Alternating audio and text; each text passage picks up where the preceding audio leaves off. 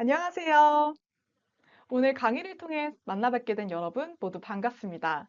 플로우를 만들고 있는 마드라스 체크의 이인혜입니다. 저는 플로우를 사용하기 시작하는 또는 사용하고 있는 기업 담당자분들, 실무지분들과 만나 플로우가 각 회사에 잘 정착시키기 위한 그 과정을 함께 도와드리고 있는데요. 온 오프라인으로 여러 담당자분들을 만나다 보면 정말 신기하게도 업종도 모두 다르고 규모도 모두 다른데 비슷한 고민들을 하고 계시더라고요. 그래서 오늘의 주제, 플로우로 성공적인 업무 문화 만들기를 강의 주제로 선택했고요. 제가 300여 개의 기업을 만나면서 경험했던 부분들을 모으고 모아서 오늘 강의에 모두 담았습니다. 플로우를 사용하고 있는데 제대로 활성화가 되지 않아서 고민이시라면 또는 이제 플로우를 사용하기 시작하는데 과연 잘 정착할 수 있을까 고민이 되신다면 오늘의 강의가 여러분들께 가이드 역할을 해줄 것입니다. 본격적인 강의 내용에 들어가기에 앞서서 플로우 자랑 한번 보여드리고 시작하려고 하는데요. 플로우 실사용자 1,429명이 참여했던 설문조사로 플로우로 경험한 생산성 효과에 대한 내용이었습니다. 먼저 비효율적인 협업 방식으로 하루에 낭비되고 있는 시간에 대해서 질문을 드렸었는데요. 하루 평균 30분에서 1시간 낭비하고 있다고 답한 분들이 무려 41%에 달했습니다. 하루에 파일을 찾는데, 기존 업무에 대한 히스토리를 찾는데, 또는 개인의 업무를 정리하는데 시간을 모으고 보니 평균 이 정도의 시간은 낭비되고 있다고 생각을 한 거죠. 그러면 플로우를 사용하고 난 뒤에는 얼만큼의 시간을 절약하고 있다고 느끼는지 같이 한번 봐볼까요? 네. 30분에서 1시간 정도 절약할 수 있었다고 답한 분들이 38.2%, 약 39%에 달했습니다. 그 외에도 1시간 이상 또는 30분 이하씩이라도 시간 단축 효과를 경험하고 있다고 답한 분들이 거의 대부분이었습니다. 네, 이렇게 플로우를 잘 사용하는 분들은 개인의 업무를 진행하는데 개선 효과를 경험하고 있었고요. 이런 개개인들이 모여 있는 회사는 플로우를 도입하길 정말 잘했다고 말씀을 하곤 합니다. 이번에 보여드릴 내용은 이전 페이지와는 반대로 저희에게는 약간 슬픈 내용인데요.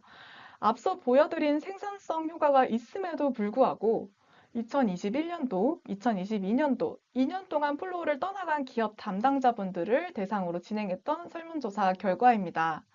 처음에 기대와는 달리 어떤 이유로 플로우를 떠나게 됐는지 함께 살펴볼까요? 먼저 4위부터 봐보겠습니다. 4위. 네, 제품 가격이 부담된다는 이유가 7%였고요. 네, 가격적인 부분 중요하죠.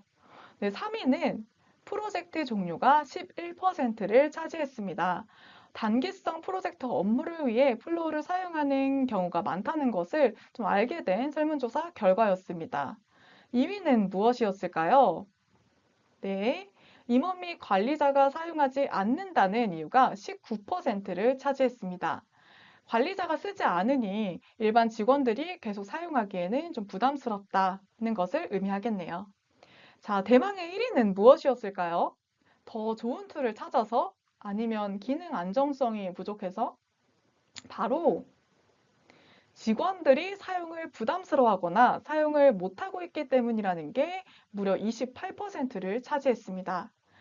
1, 2위를 보면 임원 및 관리자가 사용하지 않아서 직원분들이 사용하지 않아서가 총 47%, 거의 절반을 차지하고 있었습니다. 관리자는 직원들이 잘 안 써서 또 직원들은 리더가 잘 안 써서 결국 잘 사용하지 않아서 정착이 어렵다고 말씀을 하고 계십니다. 플로우를 사용하기 전에 긍정적인 기대감을 갖고 사용하시는 분들이 관리자, 임직원 관계없이 전체 한 7, 80%를 차지하고 있는데요. 그럼에도 왜 이들은 잘 사용하지 못해서 플로우를 떠나가고 있는 걸까요? 그 이유를 살펴보기 위해 사용자분들께서 설문조사 답변과 함께 남겨주셨던 의견을 한번 정리해 보았습니다. 네, 먼저 경영진이 기존의 업무 방식을 유지하기 원한다고 합니다. 플로우와는 별개로 보고, 공지 등 계속 유지해 왔던 방식을 바꾸지 않고 계속 유지를 하는 거죠. 네, 그리고 기존 업무를 플로우로 옮겨오기 어렵다는 의견도 있었고요. 세 번째는 기존 업무 방식과 중복되어 일을 두 번 한다고 생각이 된다라는 의견도 있었습니다. 네 번째는 회사 업무 문화와의 격차를 좁히기 어렵다. 다섯 번째는 어떻게 사용해야 되는지 알려주는 사람이 없다. 네, 특히 이 답변은 임직원, 실무진 분들이 많이 주신 답변이었습니다. 정말 많은 분들이 답변을 해주셨지만 신기하게도 주요 의견은 이 다섯 가지 의견 안에 속했습니다. 우리는 이런 문제를 어떻게 해결할 수가 있을까요? 만약에 플로우가 아닌 다른 협업 툴을 새롭게 도입을 한다면 쉽게 해결을 할 수가 있을까요? 이미 여러분들은 답을 알고 계실 거라고 생각을 합니다. 우리 모두가 비슷하게 생각하고 있는 이 문제는 우리 각 회사에서 같이 노력을 하지 않는다면 어떤 협업 도구를 새로 도입을 한다고 해도 비슷한 결과를 가져오기 쉬울 것입니다. 그리고 그러면 누가 먼저 움직여야 할까요? 이것도 여러분들 먼저 답을 알고 계실 거라고 생각을 하는데요. 맞습니다. 리더분들이 먼저 움직여 주셔야 합니다. 협업툴이 회사에 잘 정착하기 위해 필요한 것은 무엇일까에 대한 설문조사에서도 리더의 본보기가 가장 중요하다는 결과가 나왔는데요.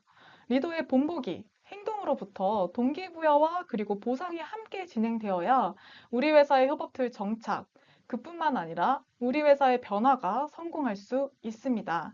변화의 시작은 리더로부터 시작합니다.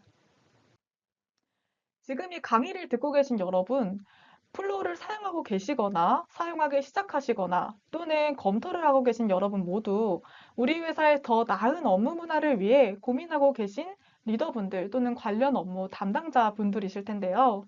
이미 새로운 변화를 도전하신 여러분 굉장히 대단하신 분들입니다.